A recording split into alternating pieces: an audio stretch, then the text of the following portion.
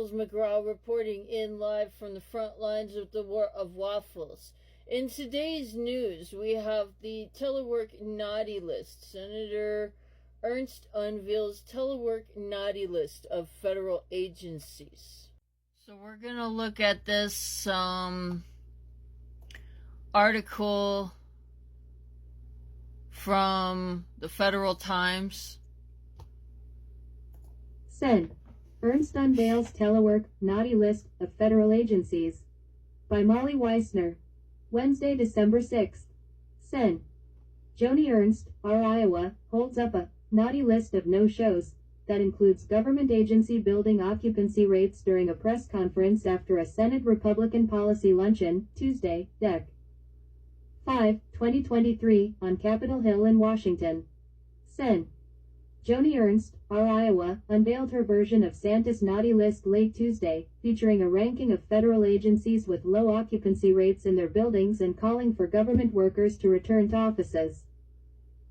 The list, led by the Department of Housing and Urban Development, the Social Security Administration and the Small Business Administration with occupancies under 10%, reflects an average estimate by the Government Accountability Office of how much space is being used. The departments of the Treasury, State, Homeland Security, Justice and Commerce and the Nuclear Regulatory Commission recorded the highest occupancies, between 30% to 49%, according to the data. Taxpayers shouldn't be forced to foot the bill for empty buildings, Ernst said in a statement. $7 billion. Forgive me for sounding like the Grinch, but this Christmas, I'm calling on Biden's bureaucrats to deck the agency halls with federal workers or sell off unused space.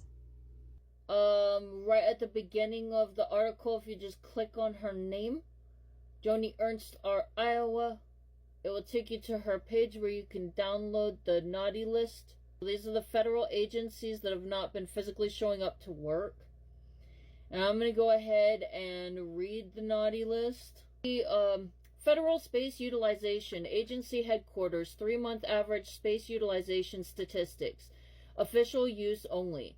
The following table shows the estimated 3-month average space utilization statistics for the 24 Chief Financial Officer Act agencies for the sample period that included 1-week periods in January, February, and March of 2023.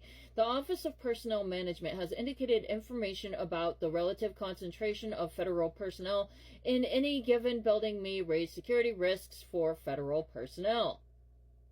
Alright, so what we have here is a list of agencies, and these are the ones that are performing poorly. And there's a lot of them that are very significant to the operation of society. And the 3-month utilization, so that's like quarterly. Okay? We have a percentage here. The percentage is the amount of people who are physically showing up to work in office. We're going to go down this list. Some of these are, things might not worry you so much, but then when we get to the bottom, it's like, holy crap. Okay? These are the federal heads, the federal division of our state operating agencies. Agency for International Development, 23%. Department of Agriculture, 11%.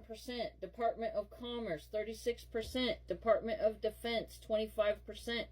Department of Education, 17%. Department of Energy, 25%.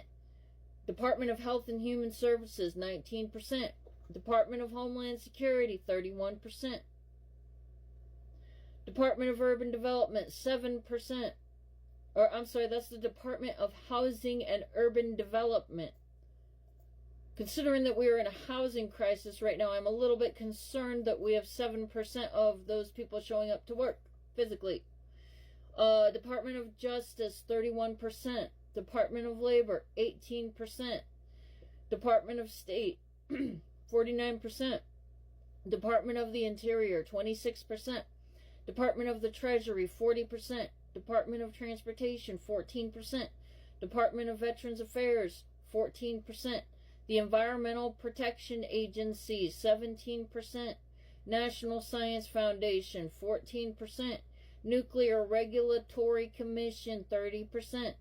Office of Personnel Management, 12%. Small Business Administration, 9%. And the Social Security Administration that is supposed to be providing retirement benefits for our elders is a whopping 7%. He has been very deeply under the microscope under this whole thing that's been going on with Congress.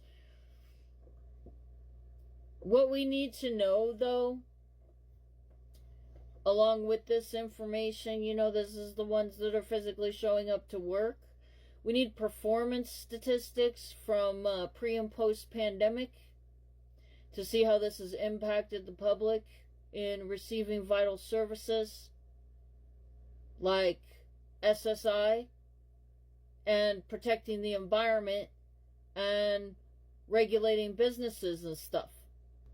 It's pretty entertaining to see the naughty list. I'm grateful that Congress would outright publish information as to who is not being held accountable to the people. Thank you for that. I don't know what's going to come of this. I just know that's what happened and that's what's in the news. And remember, if you found this content useful, don't forget to share, follow, and help raise public awareness. Check out the link tree in my bio and follow me on other platforms such as Facebook, YouTube, and more.